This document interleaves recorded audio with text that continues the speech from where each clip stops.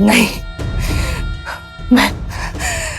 मैं सिया राम का मिलन बिल्कुल भी नहीं होने दूंगी। इन दोनों को एक कभी नहीं होने दूंगी, कभी नहीं।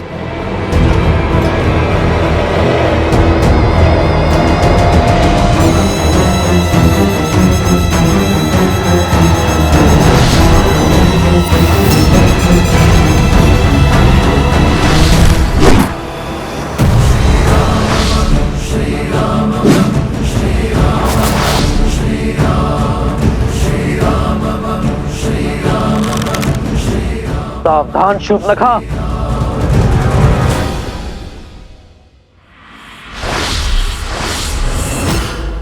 नहीं होने दूंगी मैं ये मधुर मिलन, नहीं होने दूंगी इस वियोग का अंत। जो करना है कर लो राम, ले सकते हो तो ले लो मेरे प्राण। अंत से भयभीत नहीं होती है ये शूर्पणखा, परंतु एक बात तुम समझ लो, मैं सदा सिया राम की दूरी का कारण बनूंगी। तुमने मेरा परिवार, मेरे कुल, सबका अंत कर दिया और आज मैं तुम दोनों की मिलने की इस आस का अंत कर दूंगी। सियाराम सदा एक थे, एक हैं और एक रहेंगे। संसार का कोई भी बल इतना सबल नहीं शूर्पणखा जो सियाराम को भिन्न कर सके। तो करो अपनी मर्यादा भंग, उठाओ अस्त्र और कर दो एक स्त्री का संहार। शूर्पणखा, सब समाप्त हो गया, किंतु तुम फिर भी नहीं समझी कि प्रभु श्री राम स्वयं नारायण का स्वरूप है और माता सीता साक्षात लक्ष्मी का रूप। अब तो समझ जाओ। मौन, मौन हो जाओ लंका भेदी, विश्वासघाती। तुम श्राप हो हमारे कुल पे, श्राप। श्राप तो तुम हो शूर्पणखा।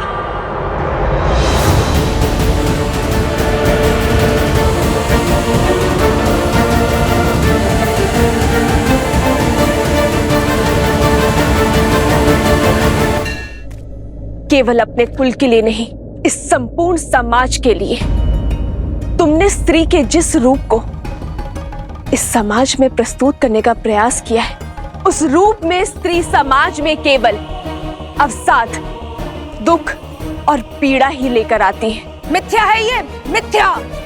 तुम्हारे जैसी अबला की निर्बल सोच है ये। निर्बल तो वो होता है जिसके मन को प्रतिशोध की चोट कचोटती है। तुम अपने प्रतिशोध की पूर्ति के लिए अपने पूरे कुल के अंत का साधन बने।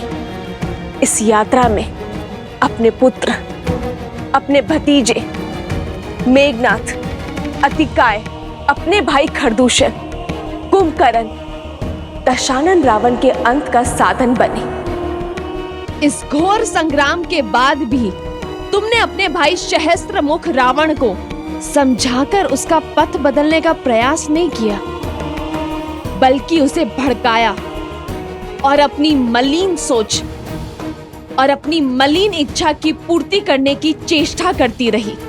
तुम जैसी स्त्रियां समाज में द्वेष उत्पन्न करती है, परिवारों के कलह का कारण बनती है, आने वाली पीढ़ियों का संहार करती है, आने वाली पीढ़ियों का सर्वनाश करती है। इस विध्वंस का सबसे बड़ा कारण तुम हो शूर्पणखा, तुम। इतना भोला मुख और मन कितना कुटिल, अपने शब्दों से महान बनने का स्वांग कर रही हो।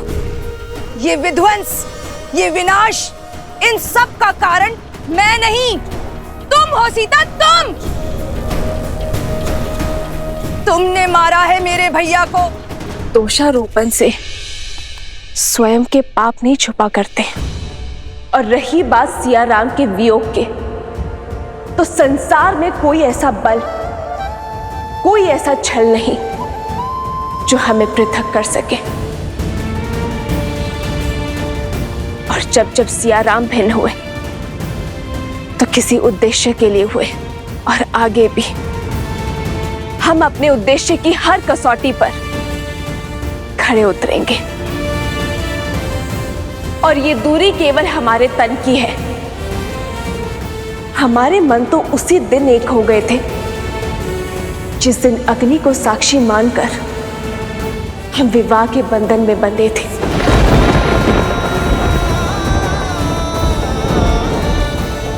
मेरे शब्द तुम्हारे भले के लिए है शूर्पणखा। सब कुछ तो खो चुकी हो तुम, अब अपने अपराधों की क्षमा मांग लो ताकि अपने किए का प्रायश्चित कर सको, अपनी भूल सुधार सको। चली जाओ यहां से, क्योंकि रघुनंदन के हाथ मर्यादा की डोर से बंधे हैं और वो इस डोर को भंग नहीं करना चाहते। रघुकुल का बाण किसी स्त्री के लिए नहीं उठेगा। तुम भले ही असुर हो, परंतु हो तो स्त्री ही, और नारी का सम्मान करना रघुवंशी भली भांति जानते हैं। इसीलिए श्री राम ने तुम्हारे पग रोकने के लिए बाण चलाया था, तुम्हें मारने के लिए नहीं, किंतु स्मरण रहे।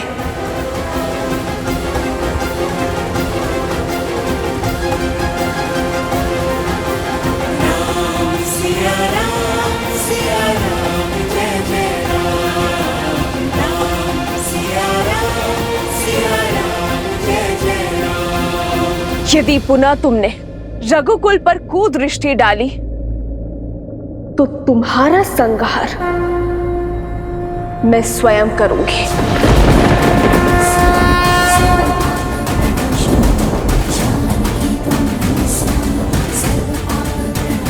असंभव!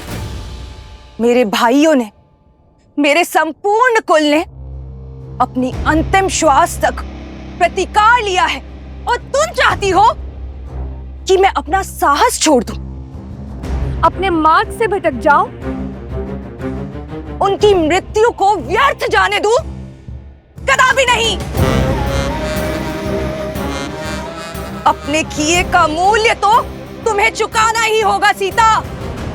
मेरा प्रण है कि मैं तुम्हारी पीड़ा का अंत कभी नहीं होने दूंगी, कभी नहीं।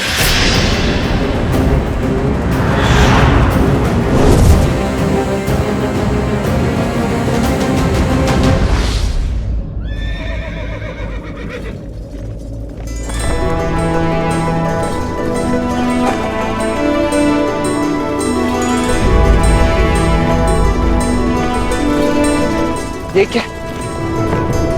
पिताश्री का रथ यहाँ। हनुमान जी भी तो हथियार लेकर आए थे ना माता को।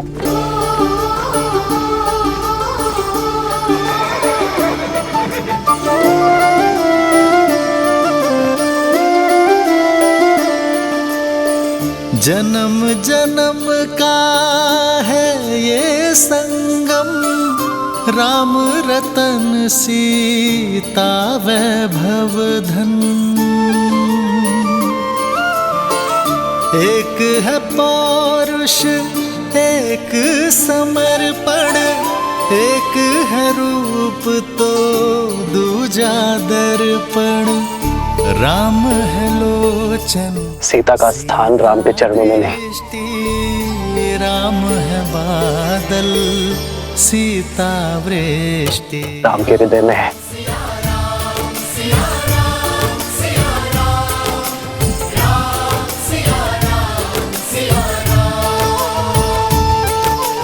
राम सिया राम सिया राम सिया राम, राम सिया राम सिया राम, सिया राम सिया राम सिया राम, तेरी जयकार सिया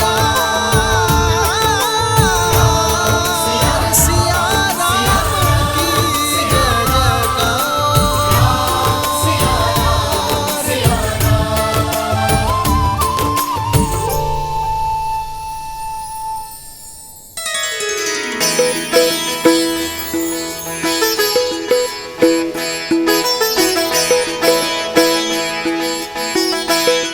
प्रभु आपका ये अलौकिक मिलन अयोध्या पे छाए दुख के हर बादल को हटा देगा, नगर भर के मन में खुशियों का संचार कर देगा प्रभु।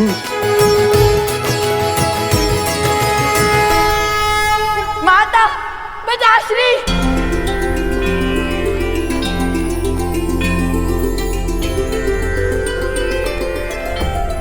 पुत्र माता, वो समय हम लाएंगे जब प्रभु श्री राम और माता सीता फिर से एक होंगे। क्षितिज, हम करेंगे रामायण संपूर्ण। जो नदी के तट को मिलाते से तू जन्म मात पिता मिलन के हेतु रामचंद्र सिया विरह घटाने प्रकटे लव कुश रूप सुहाने। आज हमारा संकल्प पूर्ण हुआ। सिया राम के वियोग का अंत हुआ। सिया राम, सिया राम, सिया राम। अब आप दोनों कभी पृथक नहीं होंगे।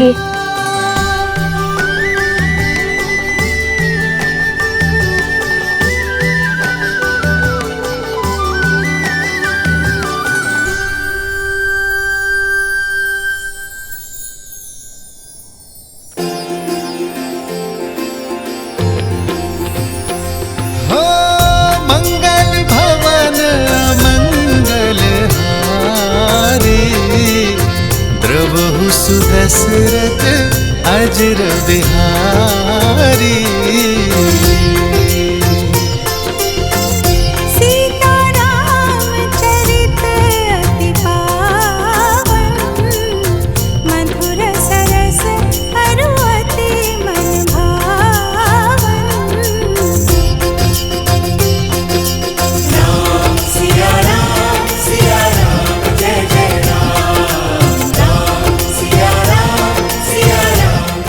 भैया, भाभी माँ, अब और विलंब उचित नहीं है।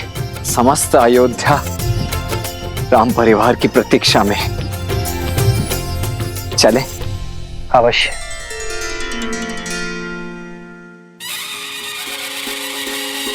नहीं और भाई सूरज जागा पाए अमृत ये मन प्यासा पतझड़ की नाम दुष्ट आई मन के जैसे सुन पाई। सज रहो अयोध्या सारी, क्योंकि हमारे महाराज और महारानी जो पधार रहे हैं। राम जी सिया पधारे सरयू के किनारे, द्वार सजाओ संग साथिया सौभाग्य। जय सिया राम, जय सिया राम, स्वागत में जय सिया राम, जय सिया राम, जय सिया राम। संसार में अब सीता माता दशरथ नंदन रघुराय, बस दिशाओं में हर नर गाता,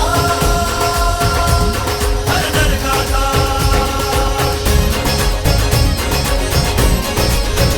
सिया राम, सिया राम, सिया राम, सिया राम।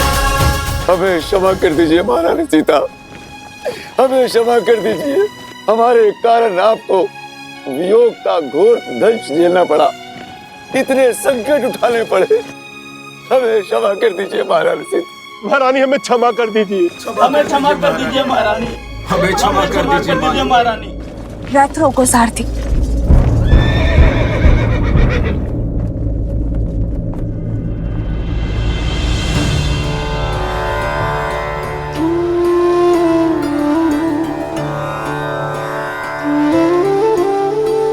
अरे ये क्या कर रहे हैं आप?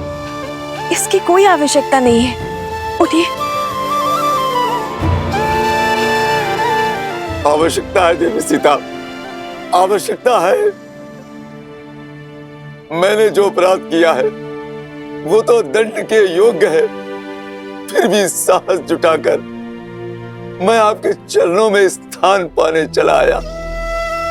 मुझे क्षमा कर दीजिए, मुझे क्षमा कर दीजिए देवी सीता, मुझे क्षमा कर दीजिए।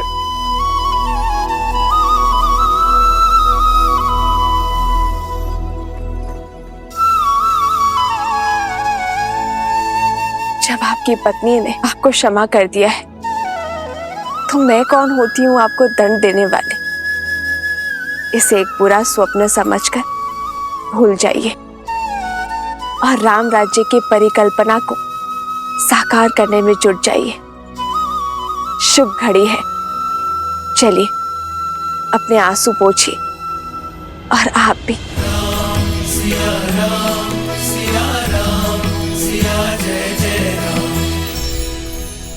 ये आंसू भी तो आनंद के हैं महारानी। आज आपको इस नगर, इस देश में देखकर मेरे सिर से अपराध का भार हट गया।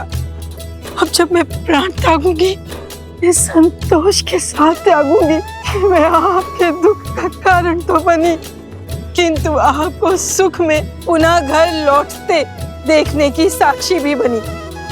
आज मेरा मन तृप्त हो गया महारानी, तृप्त हो गया। आपने हम सब के कारण कितना कष्ट सहा। आपके त्याग से हम स्त्रियों को समाज में समान अधिकार मिला। आपके संस्कारों के कारण, आपके दोनों पुत्रों की सूझबूझ के कारण आज अयोध्या में स्त्रियों को अपना मूल्य समझ आया है।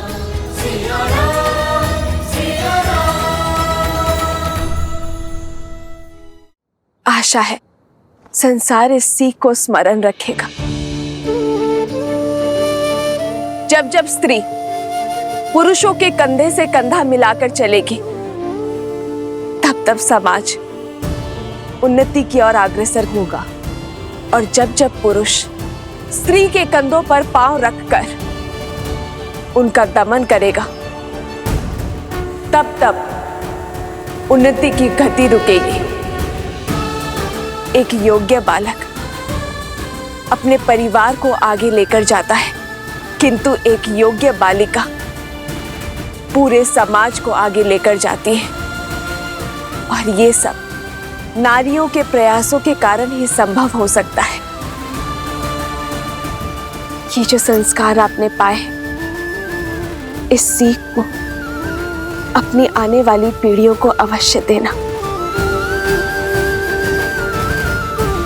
जय सिया राम, जय सिया राम, जय सिया राम, जय सिया राम।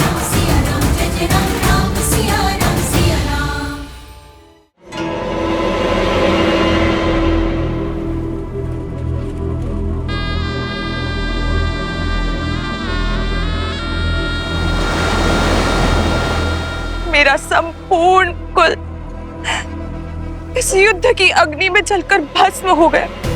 बलिदान तो सबने दिए, परंतु कोई भी अपने लक्ष्य से नहीं डिगा, और अब मैं भी नहीं डिगूंगी। तुम्हारा अंत नहीं कर सकती तो क्या हुआ, परंतु तुम्हें और सीता को जीवन भर की पीड़ा तो दे ही सकती हूं ना। तुम्हारे आने वाले कुल का नाश तो कर ही सकती हूँ राम।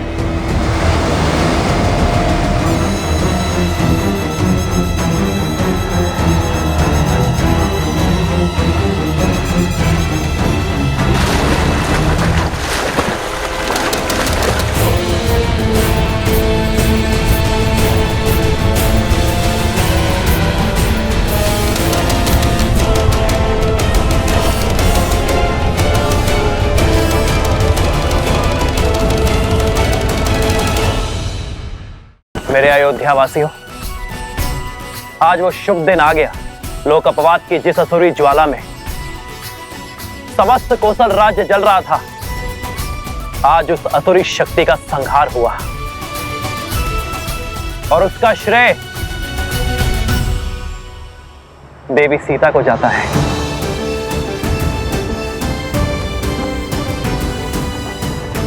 सीता ने न केवल एक महारानी के रूप में अयोध्या पर प्रहार करने वाली असुरी शक्तियों का संहार किया, बल्कि एक नारी होने के नाते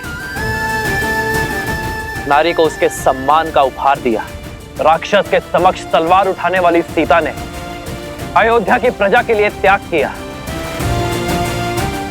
यदि सीता चाहती तो वनवास के लिए बड़ी सरलता से मना कर सकती थी, किंतु सीता ने दुर्गम मार्ग चुना। रघुकुल की मर्यादा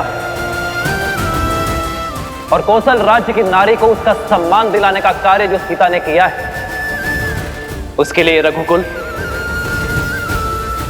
और अयोध्या सदा सदा के लिए सीता की ऋणी रहेगी। जय सिया राम।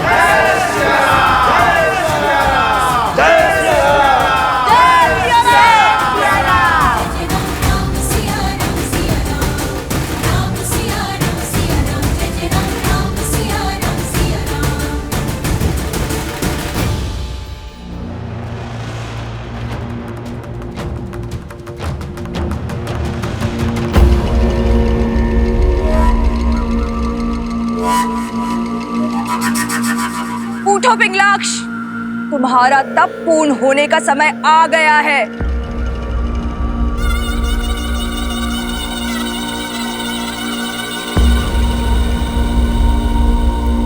कब तक यही मानव और देवताओं के पैरों तले छुपकर बैठे रहोगे? अपना तप तोड़ो पिंगलाक्ष, अग्निदेव का दिया हुआ वरदान का प्रयोग करो, अपने कुल की लाज बचाओ। मेरे तप की समय अवधि आप कैसे तय कर सकती हैं? मेरा तप तब तक समाप्त नहीं होगा जब तक तुम्हें अपनी दादी और पिता के वध का प्रतिशोध लेने का अवसर नहीं मिल जाता। हाँ, यही मेरे जीवन का एकमात्र उद्देश्य है। तो उठो, मैं तुम्हें उसी उद्देश्य की ओर अग्रसर करने आई हूँ। तुम्हारी दादी ताड़का और तुम्हारे पिता सुबाहु को मारने वाले उस राम से प्रतिशोध दिलवाने आई हूँ।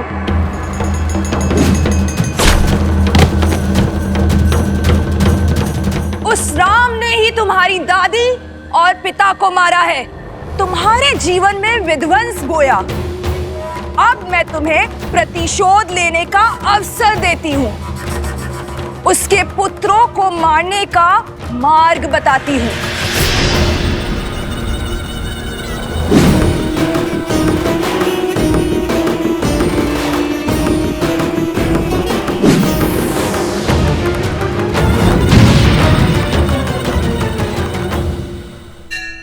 पुत्र राम, अयोध्या की इस पीढ़ी और इसके बाद की पीढ़ी दोनों की एक ही मंशा है, सिया राम के पुनर्मिलन का महोत्सव। इनकी ये इच्छा पूर्ण करोगे ना? हाँ हाँ, महोत्सव तो होना ही चाहिए। हाँ हाँ, अवश्य होना चाहिए। हाँ हाँ, अवश्य होना चाहिए। अवश्य होना चाहिए।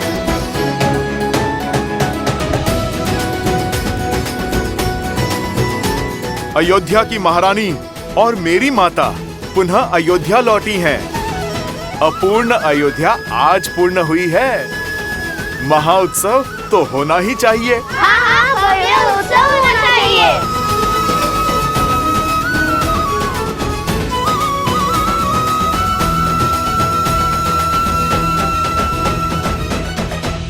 उत्सव होगा पुत्रों, अवश्य होगा। और ये उत्सव पूरा अयोध्या, पूरा जनमानस और समस्त भारतवर्ष मनाएगा, क्योंकि उत्सव केवल सियाराम के मिलन का नहीं, स्त्री और पुरुष के बीच असमानता की रेखा मिट जाने का भी उत्सव है। नारी को मिले समान अधिकार का सूचक है।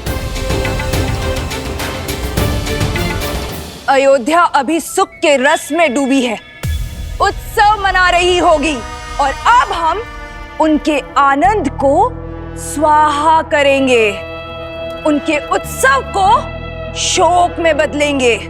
राम और उसकी सेना को युद्ध भूमि में हराना असंभव है। उसके पुत्रों को अयोध्या से बाहर कैसे लाओगी? वो तुम मुझ पर छोड़ दो, शीघ्र ही तुम्हें वो अवसर प्राप्त होगा। तुम केवल अपनी सेना को सज्ज करो।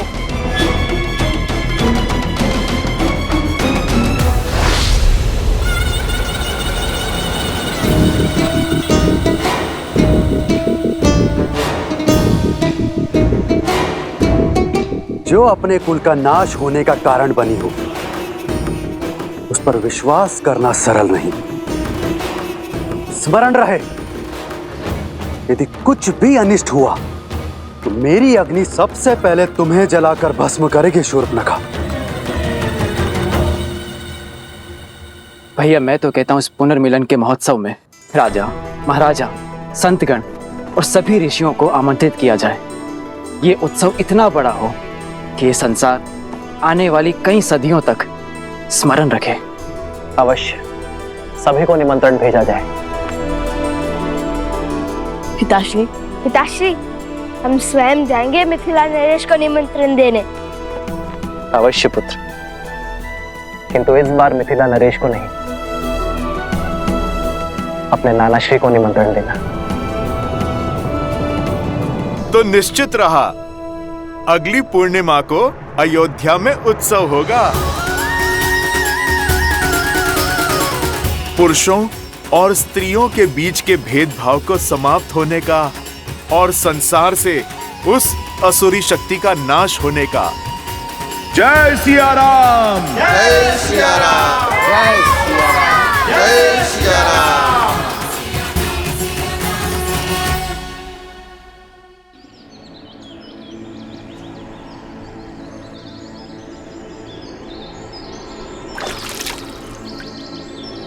पिताश्री, शीघ्र कीजिए ना, चलना है।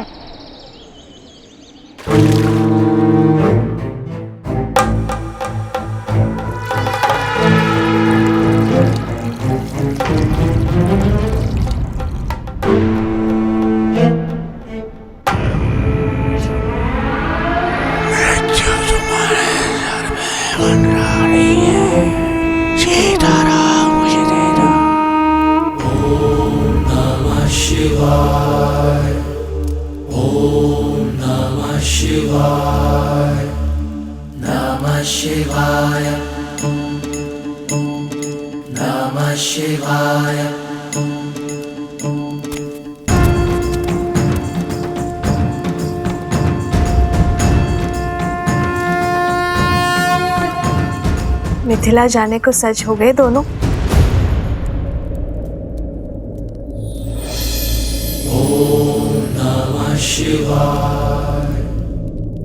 मैंने, तुम बोलो।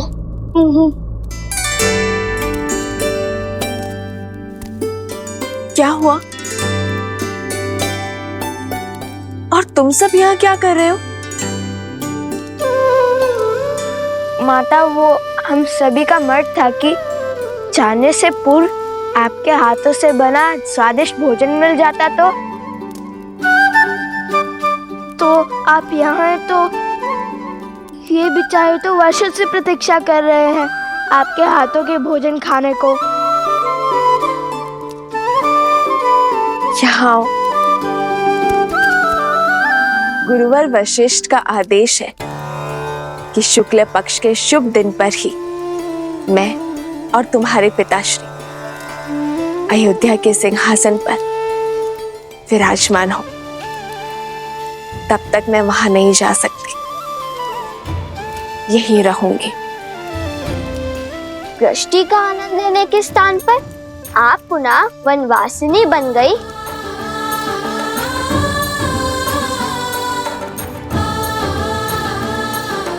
यदि मैं क्षण भर के लिए भी अयोध्या की महारानी का कार्यभार नहीं उठा सकती, तो मैं क्षण भर के लिए भी उस पद के साथ मिलने वाले सुख की अधिकारी नहीं हूं पुत्र। और यहाँ तो प्रश्न पूरे 16 पहर 2 दिवस का है। कितने उत्सुक थे आपके हाथ का भोजन ग्रहण करने के लिए। इतना सुना था हमने। जहाँ एक क्षण बिताना भी असंभव है, वहाँ 2 दिवस कैसे काटेंगे हम?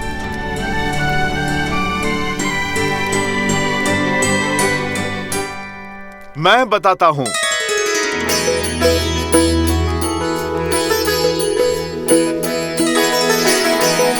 हनुमान जी,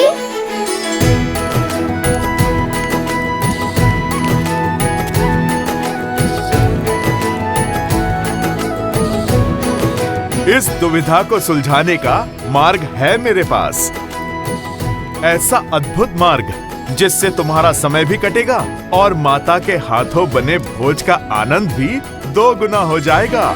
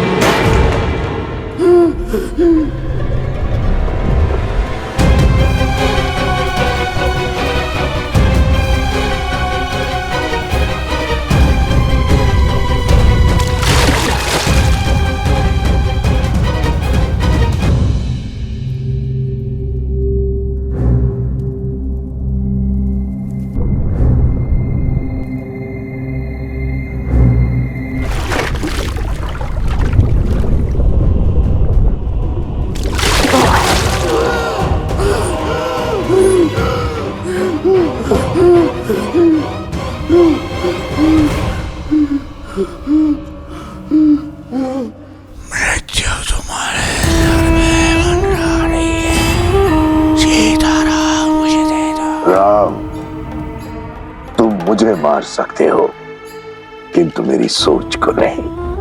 मेरे रक्त की एक एक बूंद में द्वेष, लोक अपवाद और पाप शक्ति समाहित है। और जब तक मेरे रक्त की एक बूंद में इस व्यक्ति की धमनियों में समाहित है तब तक मैं पराजित नहीं होऊंगा। अब मैं अपनी असुरी शक्ति के बल पर इस भोले भाले व्यक्ति की सहायता से वो स्वांग रचूंगा, वो रेखा खींचूंगा जिसे लांघ कर सिया राम कभी भी एक नहीं हो पाएंगे। सहस्त्रमुख रावण की सोच के रहते सीता के मस्तक से अपमान का कलंक कभी नहीं मिटेगा। सुना है राम राज्य में प्रश्नों के उत्तर मिलते हैं, दंड नहीं। फिर एक अयोध्या वासी की दुविधा तो तुम सुलझाओगे ही राम।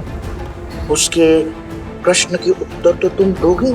वो प्रश्न जो पुनः तुम्हें सीता के पृथक कर देगा। इस मिलन के उत्साह को वियोग के शोक में बदल देंगे।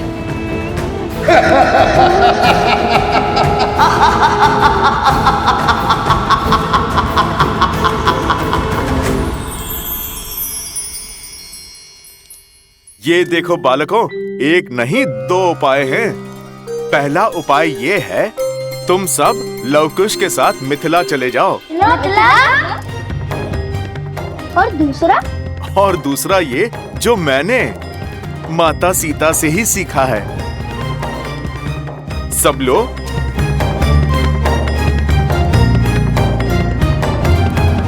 लो, सब लो। ये क्या हनुमान जी, इसमें बड़ी माता श्री के हाथों का साथ थोड़ी मिलेगा। अरे इसे खाना नहीं, इस पे अपनी इच्छा के व्यंजन लिखने हैं। तुम्हें माता के हाथों से जो खाना है उसकी सूची बनानी है। सूची?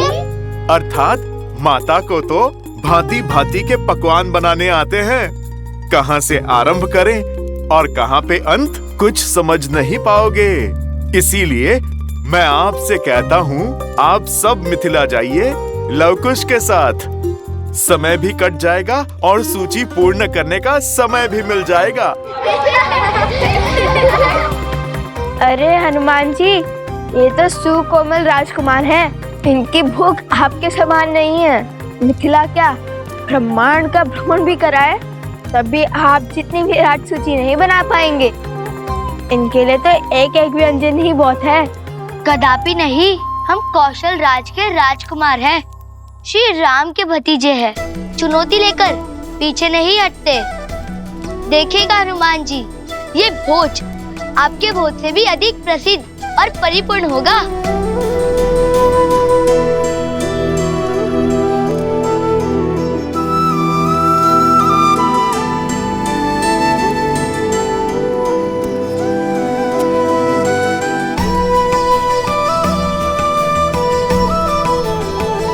आयुष्मान भव। अपने नाना श्री को मेरा नमन कहना।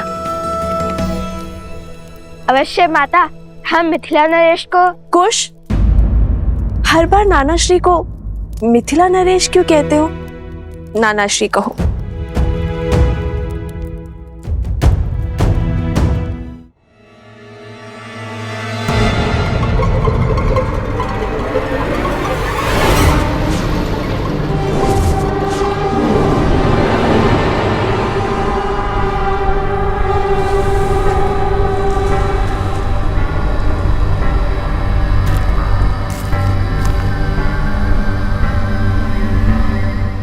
सावधान, लव कुश अयोध्या से निकल रहे हैं।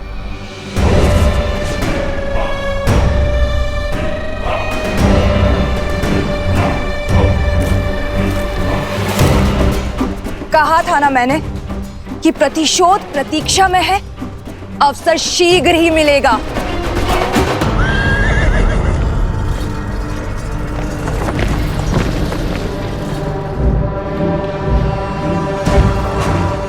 ये निकल तो गए हैं, पर मिथिला पहुंचेंगे नहीं।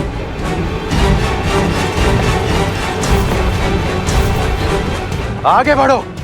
नहीं, इन्हें यहां मारने से क्या मिलेगा? संसार समझेगा कि कुछ असुरों ने अपना प्रतिशोध लेने के लिए इन्हें यहां मार डाला।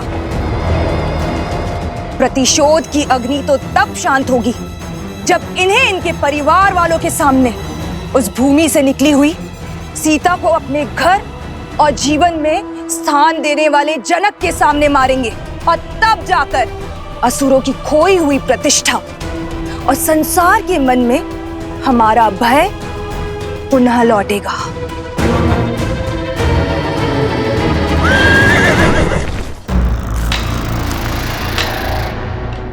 जाओ पुत्र, भोजन आरंभ करो, मैं अभी आई। देखिए ना, कितने दुर्लभ पुष्प लेकर आई हूँ। आधे माह तक सुगंध देते हैं ये, और मुरझाते भी नहीं है। मुझे मार्ग में मिले तो मैं ले आई। ये हम महाराज राम और महारानी सीता को महोत्सव में भेंट करेंगे। हमारी ये तुच्छ भेंट उनके चरणों की शोभा बढ़ाएगी। क्यों?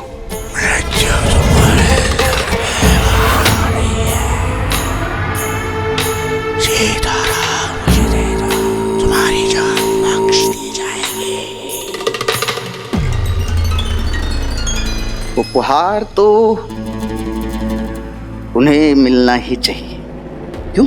ठीक, किंतु ये नहीं।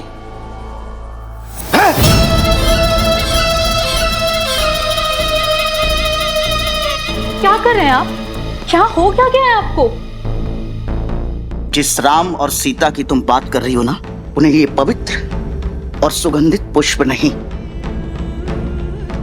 कांटों का हार मिलना चाहिए।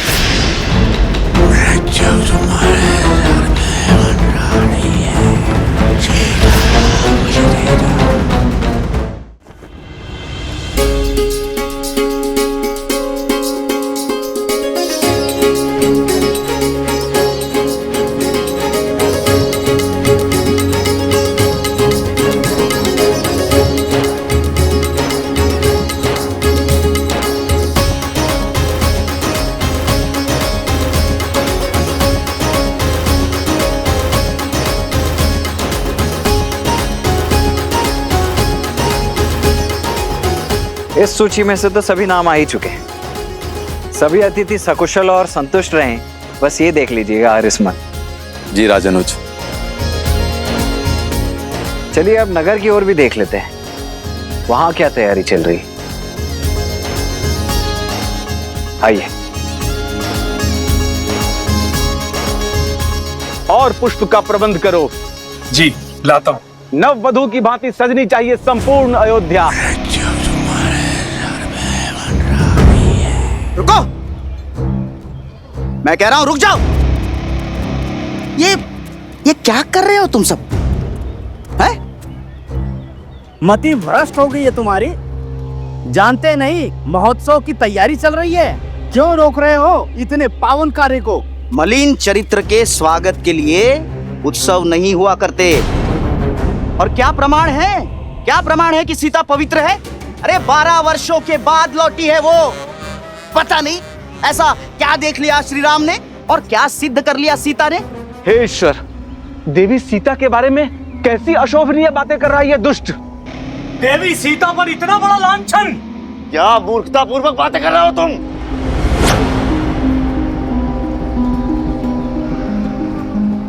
सत्य बोल रहा हूं मैं, केवल सत्य। अरे हमने सीता को इसलिए अपनाया क्योंकि उन्होंने स्त्रियों के अधिकार की बात की, उन्हें सम्मान दिलाया। किंतु प्रश्न तो ये है, क्या सीता पुनः राज सिंहासन पर बैठने के योग्य है? क्यों महल में प्रवेश से पहले वो 2 दिन मंदिर में तप कर रही है ताकि उसके पाप धुल जाए? तो साहसी मानो, छोड़ दो मुझे, मैं इसके प्राण ले लूंगा। मेरे अंत से मेरे प्रश्न समाप्त नहीं होंगे। हमें पुनः अभी चलकर सीता से अग्नि परीक्षा की मांग करनी चाहिए। देखा, सुना सुना आप लोगों ने कैसी बातें कर रहा है ये पापी? पाप मुझ में नहीं, श्री राम के इस निर्णय में। यदि सीता को राज सिंहासन पर बैठना है तो उसे हम अयोध्या वासियों के समक्ष अग्नि परीक्षा देनी ही होगी। शांत।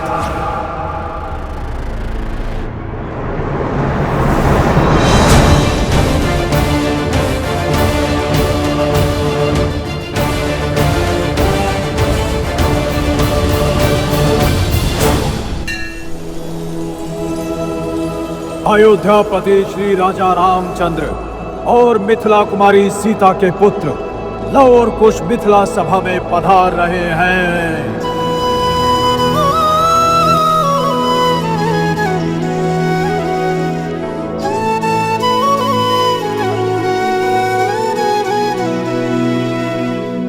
जिनमें देखी राम सिया पर छाई, वो लव कुश सच में है सुत रघुराई। जनक सुनैना नैना बरसे धारा, सच कहे ज्ञानी सुध असल से प्यारा।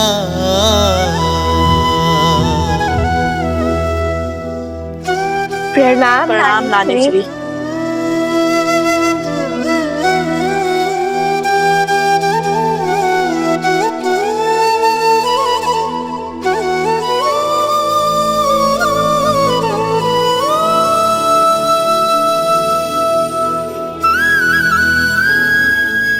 लव, कुश,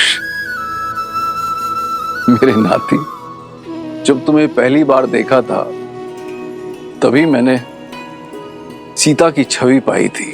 महादेव से प्रार्थना की कि मुझे ऐसे ही नाती हो, और देखो महादेव ने मेरी सुन ली। जिस घड़ी की प्रतीक्षा वर्षों से थी, आज वो घड़ी आ ही गई। मेरी सीता का संसार पुनः सुखमय हो गया। मिथिला के लिए ये समय कितना शुभ है। प्रणाम नाना श्री। आयुष्मान भव, चिरंजीव भव।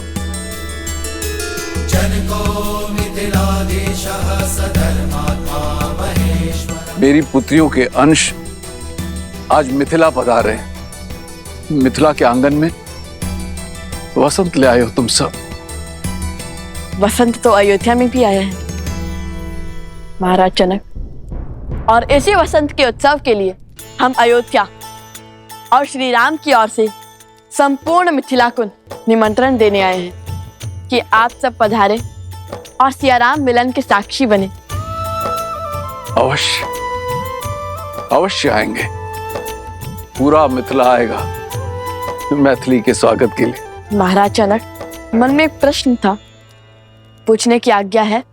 अवश्य आज्ञा है, किंतु उससे पूर्ण मेरे एक प्रश्न का उत्तर दो। क्या मैं तुम्हारे लिए महाराज जनक हूं या तुम्हारा नाना?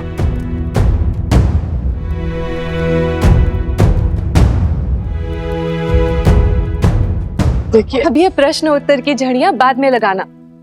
ये बालक इतनी दूर से यात्रा करके आए हैं, सबसे पहले इनकी नानी इनका सत्कार करेगी। चलो बालकों, तुम्हारी नानी ने तुम सबके लिए भिन्न भिन्न प्रकार के व्यंजन बनाए हैं। आओ, चलो आओ।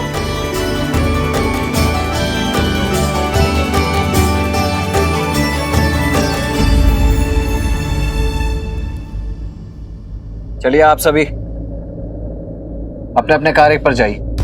महोत्सव के आरंभ में अधिक समय शेष नहीं है और आप में से जिस किसी के भी मन में इस मूर्ख की बातों से कोई भी संदेह उत्पन्न हो रहा है, वो सब आइए मेरे साथ।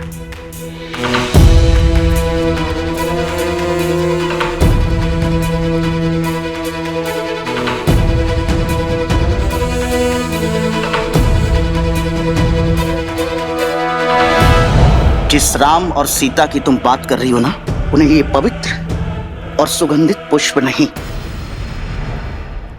कांटों का हार मिलना चाहिए। और मैं बनाऊंगा ये कांटों का हार उन दोनों के लिए। ये सब आप क्या कह रहे हैं? क्या करने वाले हैं आप?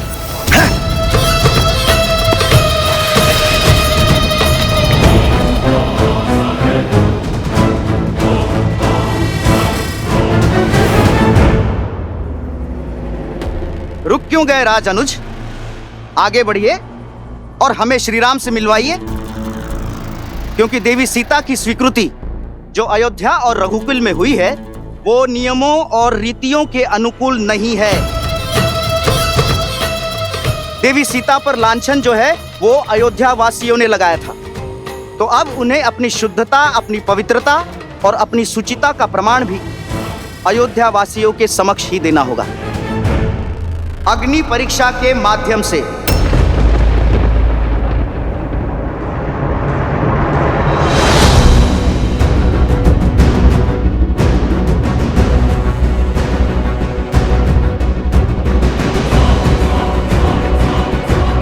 मौन हो जाओ मूर्ख, अपने प्राणों का मोह नहीं है तुम्हें? देवी सीता के प्रति ऐसे अमर्यादित प्रश्न करने वालों का यही दंड उचित है। कुबुद्धि और मलिन विचारों से ग्रसित हैं ये लोग। ये जिह्वा मनुष्य के सौभाग्य और दुर्भाग्य दोनों का कारण बनती है।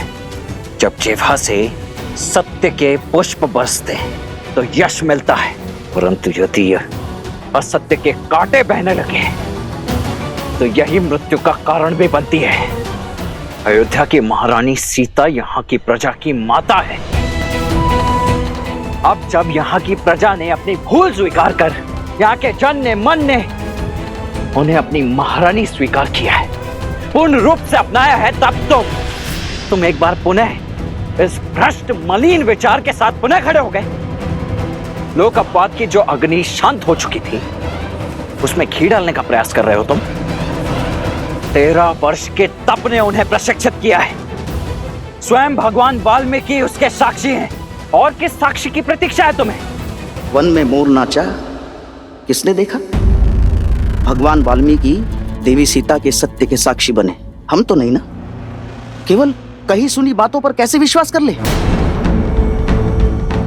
अयोध्या के लोगों ने भावनाओं में बहकर उन्हें फिर से अपनाया, किंतु हम अभी तक इस भ्रमजाल से बचे हैं। और किस आधार पर देवी सीता की शुद्धता प्रमाणित होती है, बताइए? और यदि नहीं बता सकते तो कहिए देवी सीता से आए और दे अग्नि परीक्षा, और फिर बैठे अयोध्या के पवित्र सिंहासन पर। जगाया उसे जाता है जो सो रहा हो, परंतु जो जागते हुए सोने का ढोंग कर रहा हो वो तुम जैसा कोई कुत्तर की ही हो सकता है। नहीं है विश्वास, तुम मत करो। किंतु मेरी भाभी माँ अब कोई और परीक्षा नहीं देंगी और ना ही मैं दूंगा कोई भी स्पष्टीकरण, परंतु मैं ले अवश्य सकता हूं तुम्हारे प्राण। वो तो मैं इस आनंद के महोत्सव को रक्त रंजित नहीं करना चाहता, अन्यथा इस धरा को तुम्हारे रक्त से धोने में तनिक भी विलंब नहीं करता मैं। अब इस जीवन दान को अपने जीवन की अंतिम अनमोल भेंट समझकर यहां से चले जाओ। निकल जाओ यहां से। हटाओ ना यहां से। जब प्रश्न कुतर्क समझकर टाल दिए जाए, अर्थात आपके पास कोई तर्क नहीं, ये सत्य नहीं है, ये छल है रघुकुल का। देवी सीता को अयोध्या लाने का स्वांग है ये, अन्याय है ये, अन्याय है, अन्याय, अन्याय है।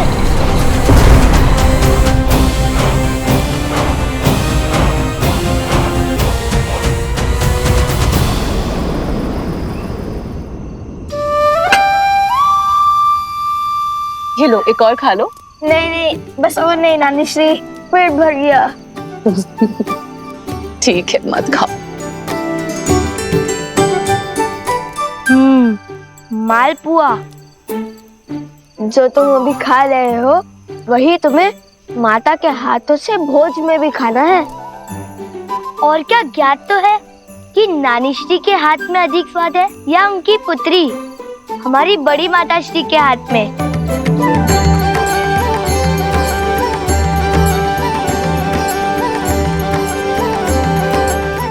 धन्यवाद नानी श्री, भोजन में आनंद आ गया। अब समझा मेरी माता ने इतना स्वादिष्ट भोजन बनाना किससे सीखा है।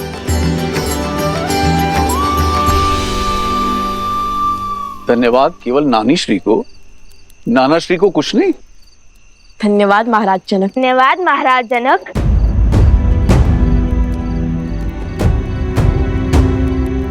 पुनः महाराज जनक, एक बार नाना श्री तो बोल दो। जब आपने हमारी माता को अपनी पुत्री नहीं माना, तो हम आपको अपने नाना कैसे मान ले?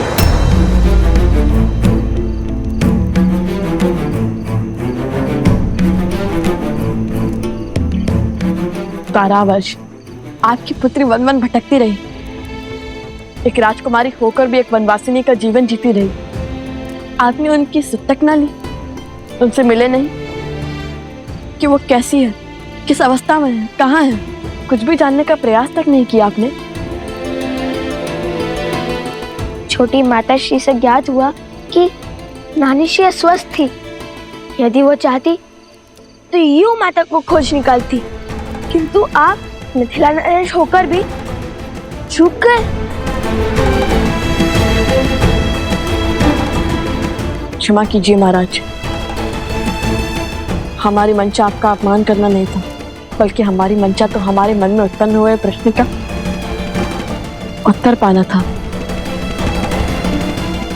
वो संदेह जो हमारे मन में अभी अभी उत्पन्न हुआ, और न जाने प्रश्न हमारी माता के मन में कब से कचोट रहा होगा हमें, कि जिन माता पिता ने उन्हें इतना स्नेह दिया, वो उन्हें अकस्मात ऐसे भूल क्यों गए, और क्यों अयोध्या की भांति मिथिला ने भी उनसे मुख मोड़ लिया।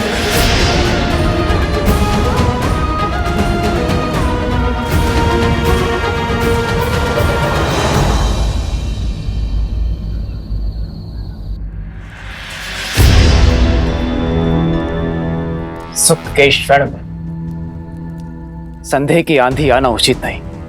उस व्यक्ति का भाभी मां के चरित्र पर पुनः प्रश्न उठाना ये विचित्र भी है और विचारणीय भी। राज अनुज लक्ष्मण ने उचित किया उस पापी के साथ। मेरी मां ने तो लोक अपवाद के इस नवीन ज्वाला को भड़कने से पूर्व ही मृत्यु शैया पे सुला दीजिए, अंत कर दीजिए उस दुष्ट का। नहीं सुमन जी, राम राज्य में प्रश्नों का उत्तर दिया जाता है, दंड नहीं। उचित किया लक्ष्मण तुमने, जो उसे कोई हानि नहीं पहुंचाई। अब इस बात को यहीं दबा दो और जाने दो, हर व्यक्ति की अपनी एक सोच होती है, अपनी एक विचारधारा होती है।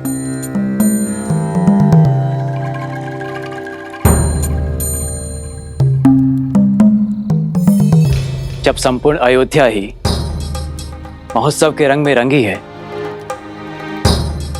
तो हमें चिंता करने की कोई आवश्यकता नहीं। महोत्सव की तैयारियां जैसे चल रही है, चलने दो। और हाँ, ये बात भैया तक ना पहुंचे, अन्यथा उन्हें बहुत कष्ट होगा। इतने वर्षों के बाद उनके जीवन में सुख लौट के आया है, और ये सुख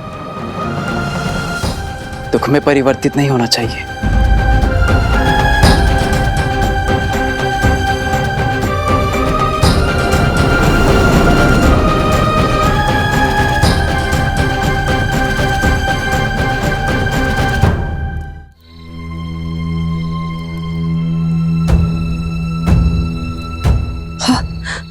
अब जब सब कुछ मंगल हो रहा था, न जाने ये कौन है जो मेरी सीता पे लांछन लगाने और उसे अग्नि परीक्षा की ललकार लेकर आ गया।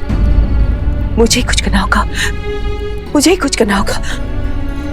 मैं आमरण व्रत करूंगी, जो अपने घर की सुख शांति के लिए बहुत अच्छा होगा।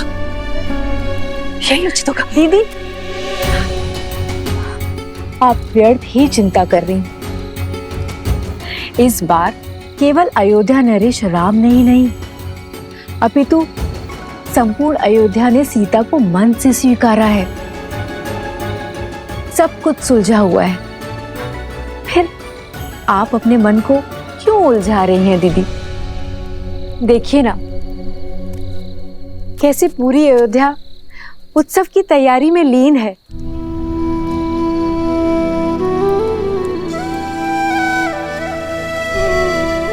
सबके मुख पे कितना हर्ष है, उल्लास है। सब कुछ शुभ है दीदी। आप व्यर्थ की चिंता त्याग दीजिए।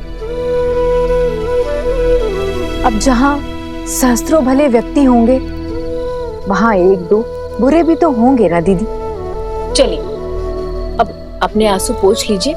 यदि राम ने आपका ऐसा चिंतित मुख देख लिया ना, तो व्यर्थ में दुखी हो जाएगा हमारा पुत्र।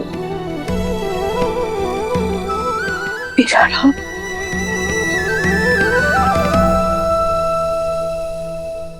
नहीं पुत्रों, ऐसा कतई नहीं है।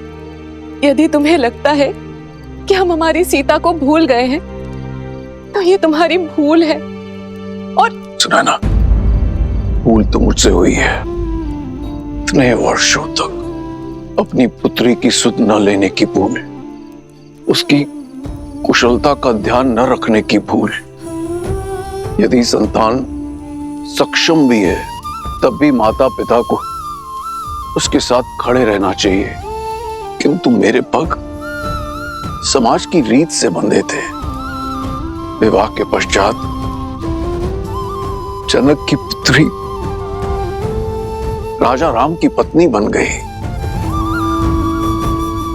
अयोध्या की महारानी हो गई।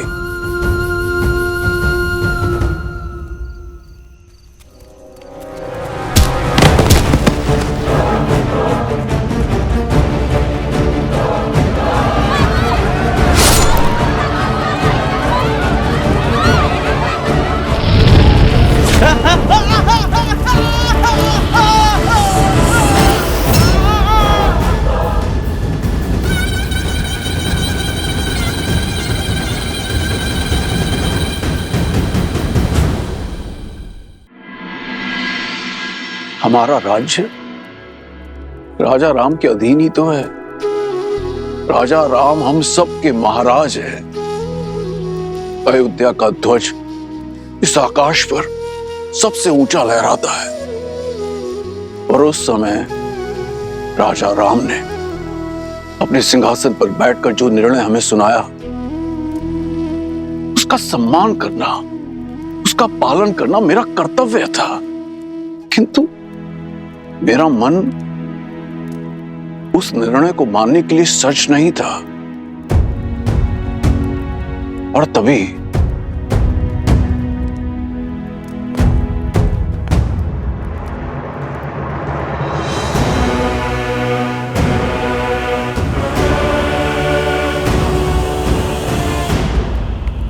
पुत्री सीता ने मुझे यह पत्र भेजा था जो उसने अयोध्या छोड़ते समय लिखा था।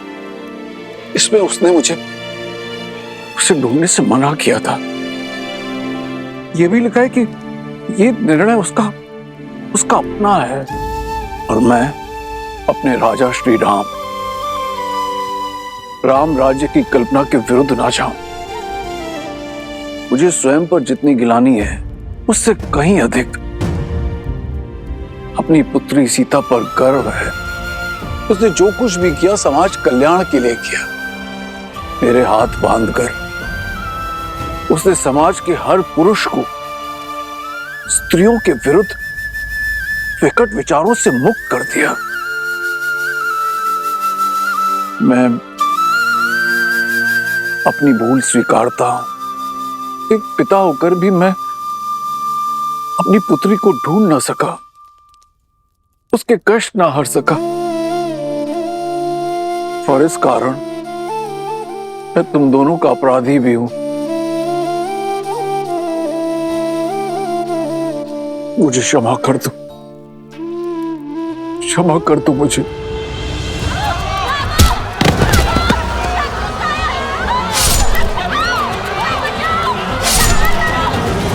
क्षमा कर दो मुझे। नहीं महाराज, आप हमसे क्षमा मत मांगिए। आप हमसे बड़े हैं। बड़ा होकर भी बड़प्पन तो नहीं दिखा पाया ना। यदि मैंने अपनी पुत्री को ढूंढने का प्रयत्न किया होता तो मुझे ये तो ज्ञात होता कि मेरे दो नाती और भी हैं।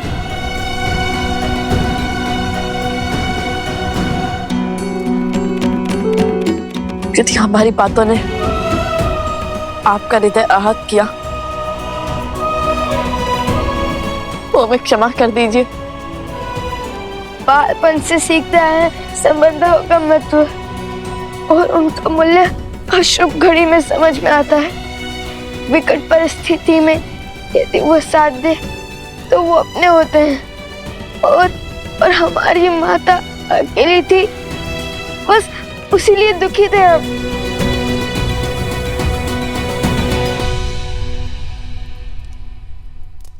आंसू पोछिए नानाश्री।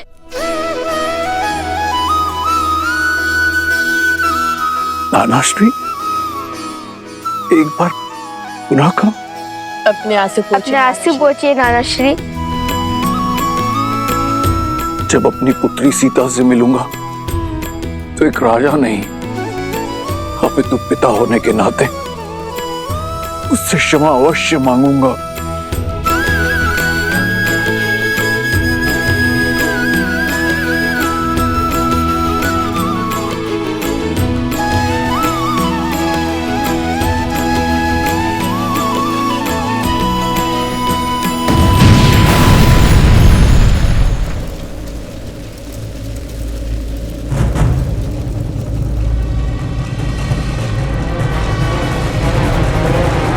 कहाँ है राम और सीता के पुत्र? अयोध्या के लवकुश कहाँ है?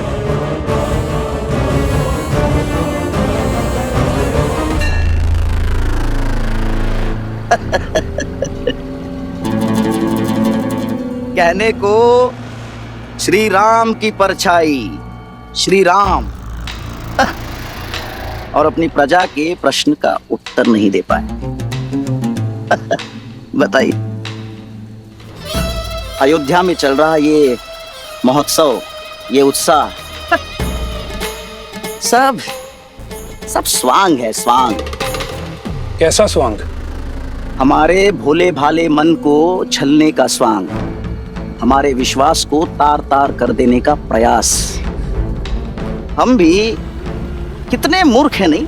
अच्छा, एक बात बताओ, सबसे पहले क्या हुआ? सबसे पहले वो दोनों लव और कुश यहाँ आए और रामायण के कुछ दोहे, कुछ श्लोक और कुछ गीत गाकर सबका मन मोह लिया।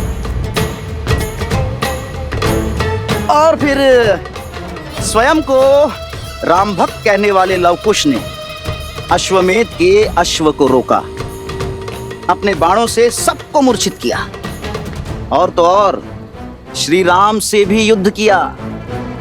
और सोचो, जिनसे रावण ना जीत पाया वो श्री राम लवकुश के सामने कुछ न कर सके। और फिर श्री राम ने अपने ही शत्रुओं को यहाँ यज्ञ में आमंत्रित किया। आपको महारानी सीता के दर्शन करने हैं ना, आइए यज्ञ स्थल पर। बात तो उचित है। और फिर जब अयोध्यावासी लवकुश के विरुद्ध हो गए, तब स्वयं हनुमान जी उन्हें बचाकर ले गए। और तभी हनुमान जी, श्री राम और लवकुश ने मिलकर एक षड्यंत्र रचा।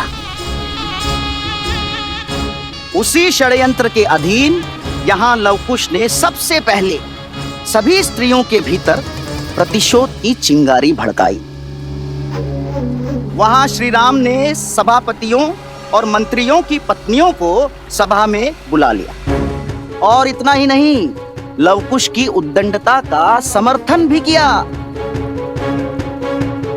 और फिर लवकुश ने प्रजा के भावों के साथ खेलकर रामायण के स्थान पर सीतायन का गान आरंभ कर दिया। और हमें बहलाकर ये सत्य प्रकट किया कि वो दोनों और कोई नहीं, देवी सीता के पुत्र हैं। हम बह गए भावनाओं में, हैं? बह गए, करने लगे सीता को अयोध्या में लाने की विनती, और बिना सोचे समझे अपनी पावन धरा को अपावन करने का प्रयास। उन्होंने ये स्वांग रचा ही इसलिए है कि देवी सीता अयोध्या लौट सके। ये बात हमें मिलकर और भी पुरुषों को समझानी होगी। एक साथ मिलकर श्री राम से प्रश्न करना होगा। किंतु कैसे? हमें तो कोई श्री राम के समीप भी जाने नहीं दे रहा। ये तुम मुझ पर छोड़ दो। उचित समय पे और उचित स्थान पर अयोध्या पुनः सिया राम से अवश्य प्रश्न करेगी।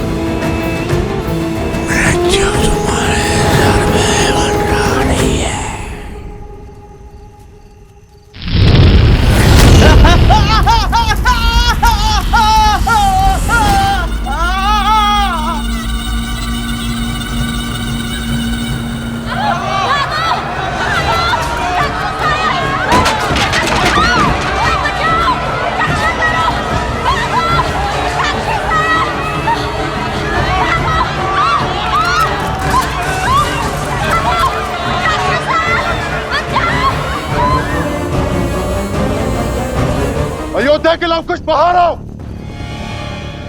आज उनका काल आया है। जिस प्रतिशोध की अग्नि मुझे जला रही है, उस अग्नि को शांत करने के लिए उन्हें स्वाहा होना पड़ेगा। लवकुश, तुम दोनों भीतर जाके छुप जाओ। इस दुष्ट का संहार हम करेंगे। सेनापति!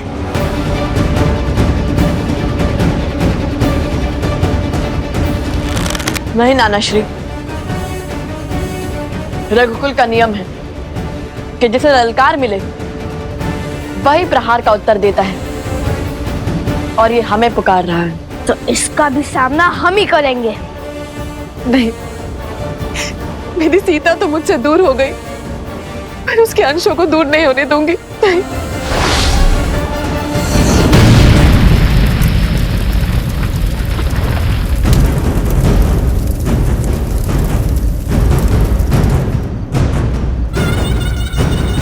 तुम सब मेरे साथ कक्ष में चलो। चलो। नहीं नानी माँ,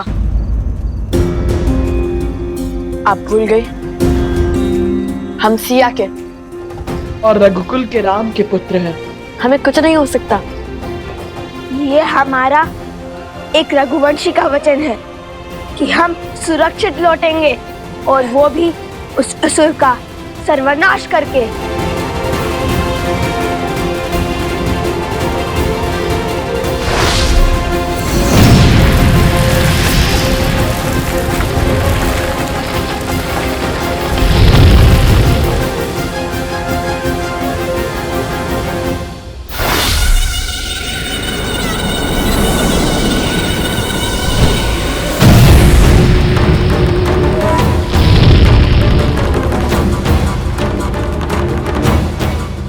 छुप कर बैठे हो लवकुश, बाहर आओ। पिंगलाश तुम्हें चुनौती दे रहा है।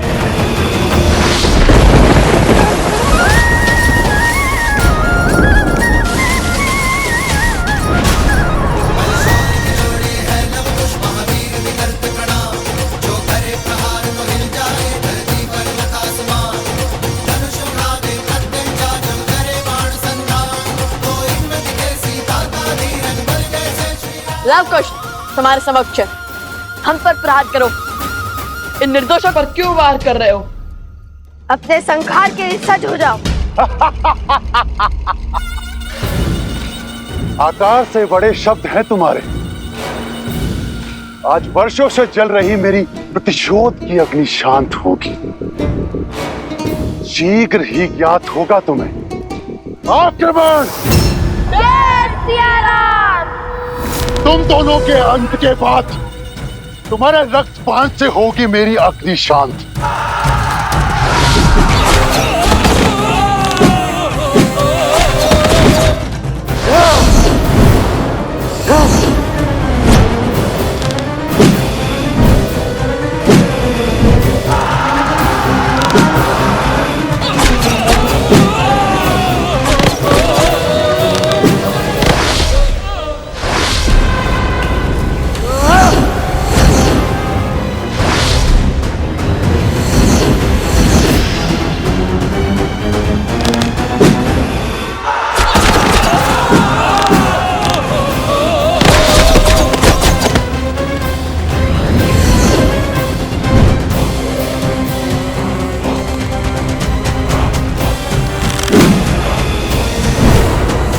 ये प्रतिशोध की कैसी अग्नि है पिंगलाश, जिसमें तुम अपने ही लोगों को बलि चढ़ाए जा रहे हो?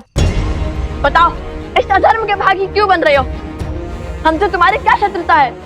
इससे पहले कि ये अग्नि तुम्हें ही भस्म कर दे, सब कुछ छोड़कर प्रभु श्री राम के शरण में आ जाओ पिंगलाश। बस! सेना हर ओर से आक्रमण करो, आगे बढ़ो।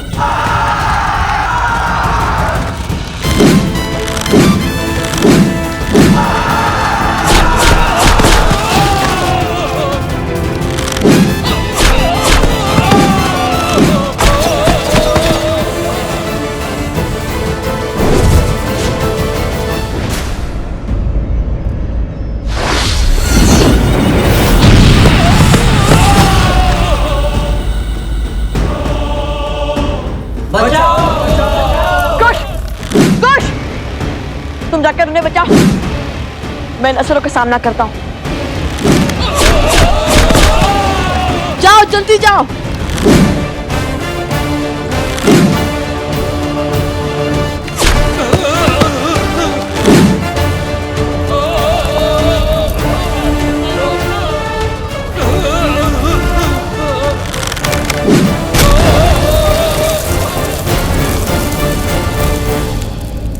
बाहर आओ, सब लोग बाहर आइए, इस ओर चलिए। शीघ्र कीजिए सैनिकों, शीघ्र कीजिए।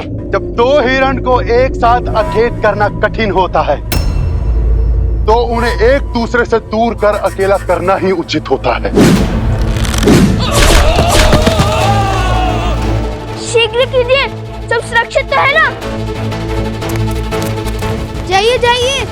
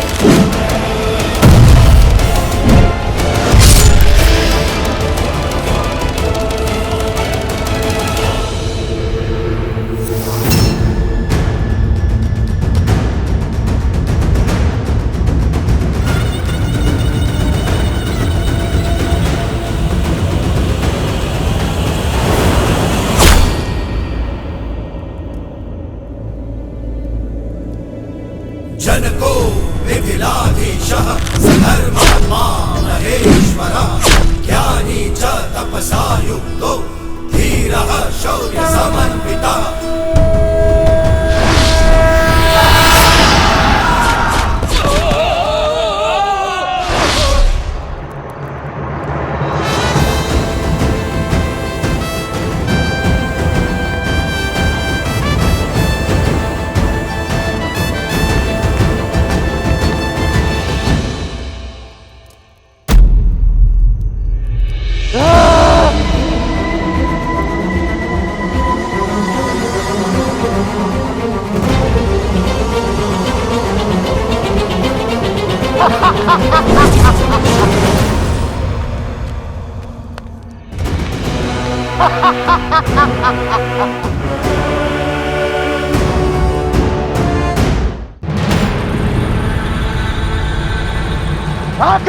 सावधान असुर।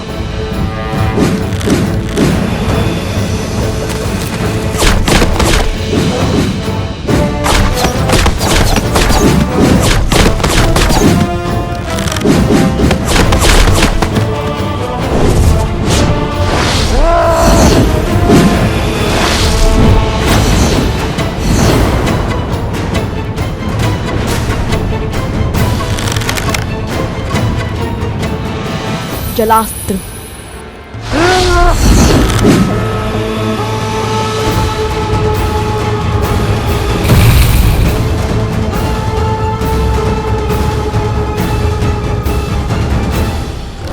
जलास्त्र।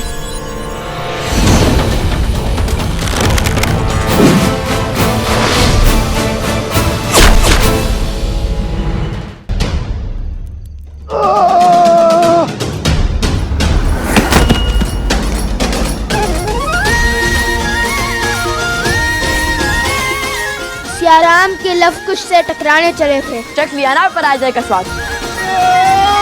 चलो भागो यहाँ से।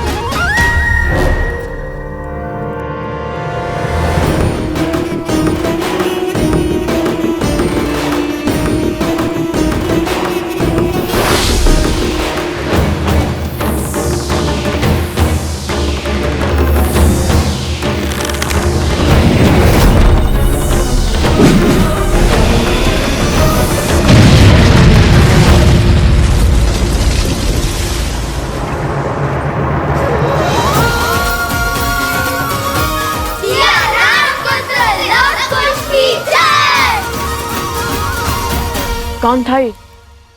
और भला हमें क्यों मारना चाहता? और वो भी तब जब माता पुनः अयोध्या लौट रही है।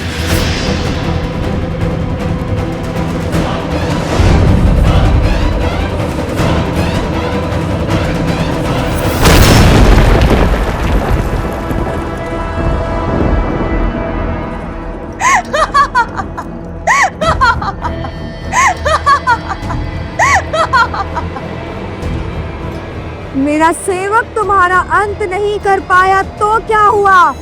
मैं शूर्पणखा करूंगी तुम्हारा अंत।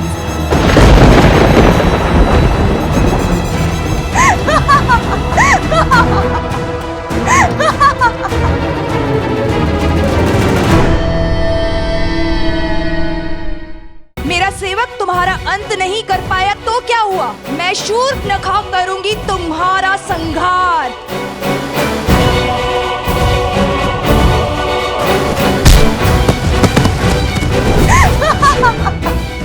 लो कुश, जानती हूँ कि हर माया की काट खोजने में सक्षम हो तुम दोनों।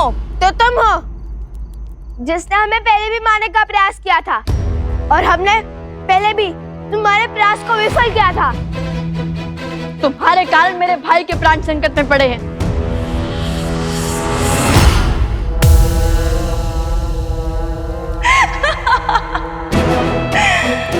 उस समय तो केवल प्राण संकट में पड़े थे, परंतु आज तो पखेरु हो जाएंगे, तुम्हारे भी और तुम्हारे भाई के भी। आज साम दाम दंड भेद सारी युक्तियां लगाकर, सारी शक्तियां लगाकर रघुवंश के कल और कुल का अध्याय ही समाप्त कर दूंगी मैं।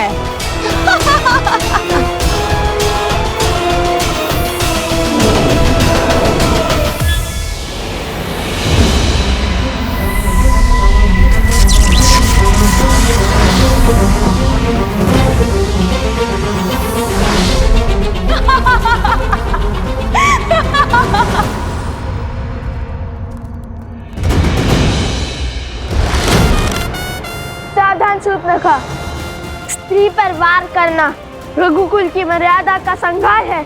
रोक दो ये दुस्साहस, अन्यथा कहीं हमें भी काका श्री लक्ष्मण की भांति उनके पद चिन्हों पर न चलना पड़ जाए। उदंडी बालक,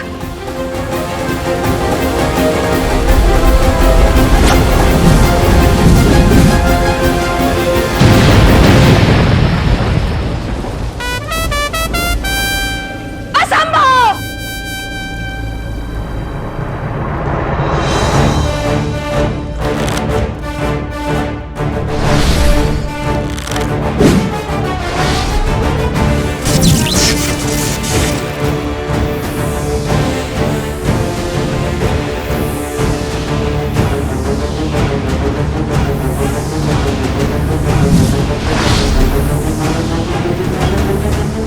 तुम्हारे हर मायाजाल का अंत हुआ शूर्पणखा।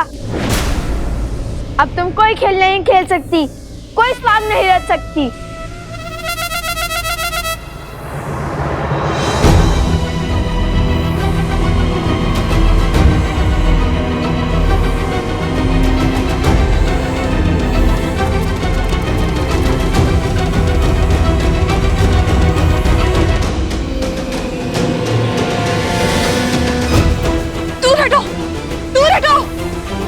ये स्त्री नहीं, राक्षसनी है।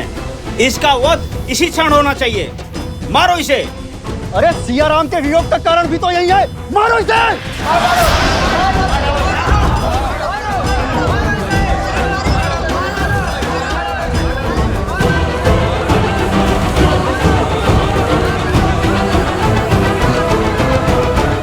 मारो इसे। नहीं,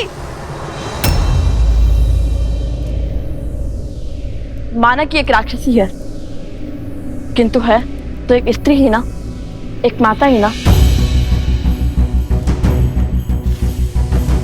धरती पर प्राण देने वाली स्त्री का मन कोमल होता है, उसका मन सबसे विशाल होता है, जो स्वयं असहनीय पीड़ा सहकर अपने संतान को जीवन दान देती है। और स्त्री का वध वेदों में, शास्त्रों में जघन्य अपराध माना गया है। आप ज्ञान के केंद्र मिथिला की प्रजा हैं और धर्म की रक्षक मैथिली के प्रिय हैं। आप इस पाप के भागी मत बनिए और मेरी मानिए, इसे जाने दीजिए। महाराज जनक की पावन धरा पर एक स्त्री का रक्त बहाना शुभ नहीं होगा। लवकुश का कथन उचित है। प्रकृति कुकर्म का दंड स्वयं देती है और इसे भी इसके कुकर्म का दंड अवश्य मिलेगा। जाने दो इसे।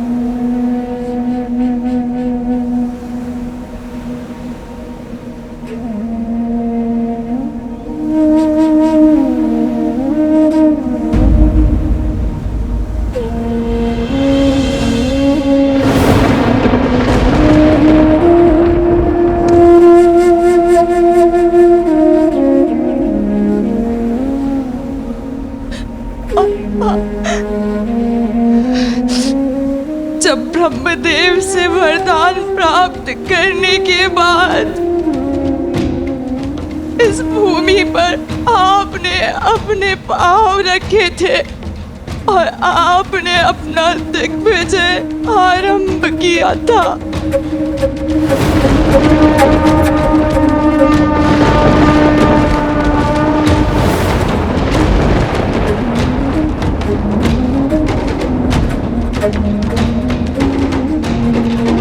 आप मेरे मेरे सुख के साथी बने भैया। और मैं आपके काल का कारण बन गई भैया, कारण बन गई।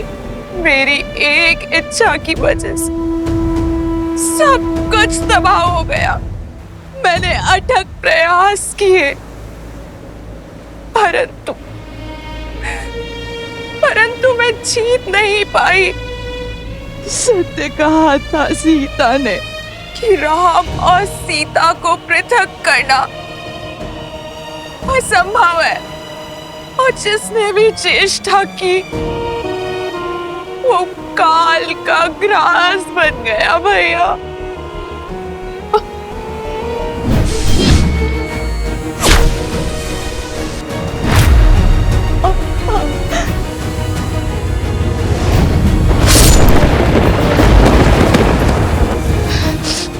मारो इसे। नहीं, माना कि एक राक्षसी है, किंतु है तो एक स्त्री ही ना। और मेरी मानिए, इसे जाने दीजिए। और आज उन्हीं राम और सीता के पुत्रों ने मुझे बचाया, जिस राम और सीता को पृथक करने के प्रयास में इस समस्त चक्र का आरंभ हुआ। सत्य कहा था सीता ने कि संसार को दोष देते देते मैं स्वयं के भीतर झांकना तुम भूल ही गई। तुम्हारे हर शब्द की प्रतिध्वनि अभी भी मेरे कानों में गूंज रही है सीता। खेद है मुझे। मेरा परिवार,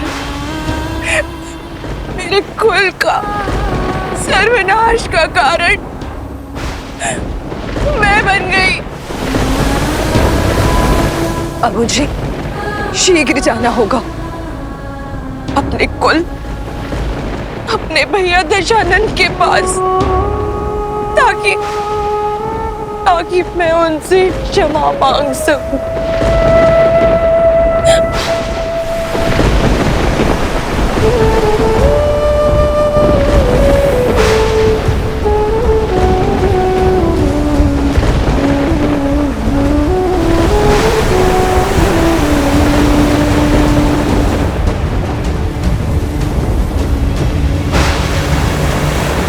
जय श्री राम। भज मन राम नाम सुखदाई, भज मन राम नाम सुखदाई।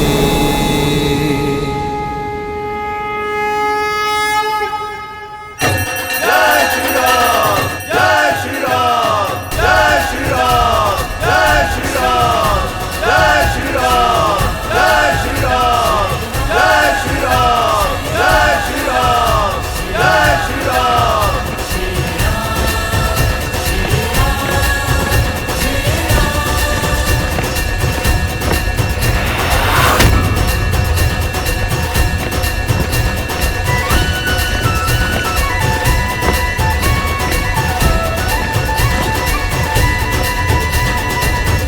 अब तो देवी सीता के लिए महारानी के राजवस्त्र और मुकुट भी जा रहा है।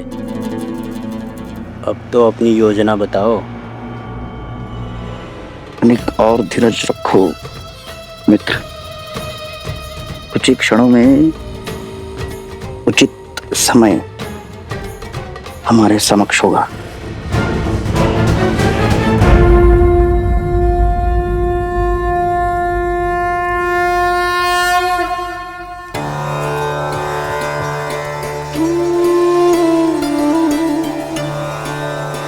सीता,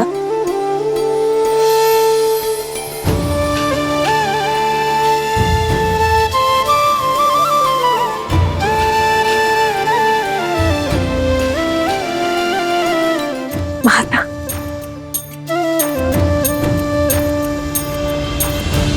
सौभाग्यवती भाव।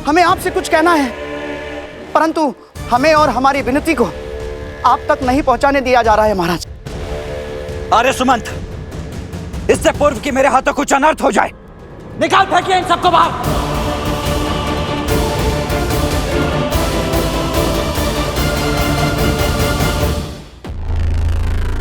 दुष्ट, चलो बाहर निकलो। महाराज।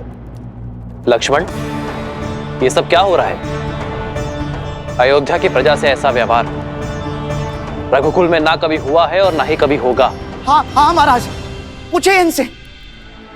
प्रभु राम को ईश्वर की भांति पूजने वाली उनकी प्रजा को अपने राजा से क्या एक प्रश्न पूछने का अधिकार नहीं है महाराज? क्या हम उनके समक्ष अपने मन की बात कहने के योग्य भी नहीं है महाराज? क्या यही है अयोध्या का न्याय, मर्यादा पुरुषोत्तम की मर्यादा? दोस्त लक्ष्मण, क्षमा करें राजनुज, मेरे प्राण मत हर लेना बस आप। क्षमा करे राजनुज, अब मुझे तो यहाँ आना ही नहीं चाहिए था, मुझसे भूल हो गई। मुझे तो तभी समझ जाना चाहिए था जब आपके सैनिकों ने मुझे धक्के मारकर बाहर खदेड़ दिया था महाराज। अब क्षमा करें, परंतु आप चिंतित ना हो, मैं अब बाहर जाने के लिए सज्ज हूं महाराज। लक्ष्मण, ये हो क्या रहा है? रामराज्य की जो कल्पना मैंने की है उसमें हर व्यक्ति को अपनी बात रखने का, अपना मत रखने का अधिकार है।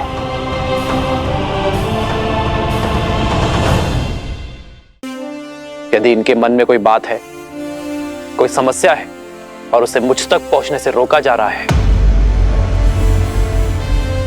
तो ये राम और रामराज्य दोनों की हार है। उत्तर दो लक्ष्मण, मेरी प्रजा को मुझ तक आने से रोकने का अधिकार किसने दिया तुम्हें? कौन होते हो तुम? राजा और राज्य के मध्य की सेतु को तोड़ने वाले।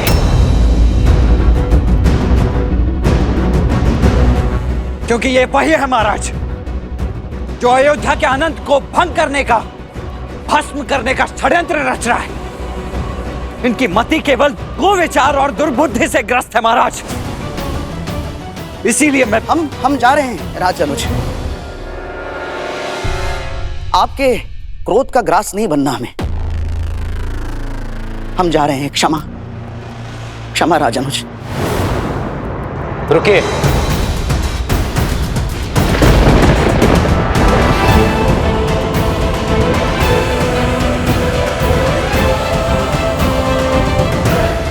भयभीत होने की आवश्यकता नहीं है, जो कहना चाहते हो कहो। हम तो केवल इतना चाहते हैं महाराज कि देवी सीता पुनः एक बार अग्नि परीक्षा दें। क्या?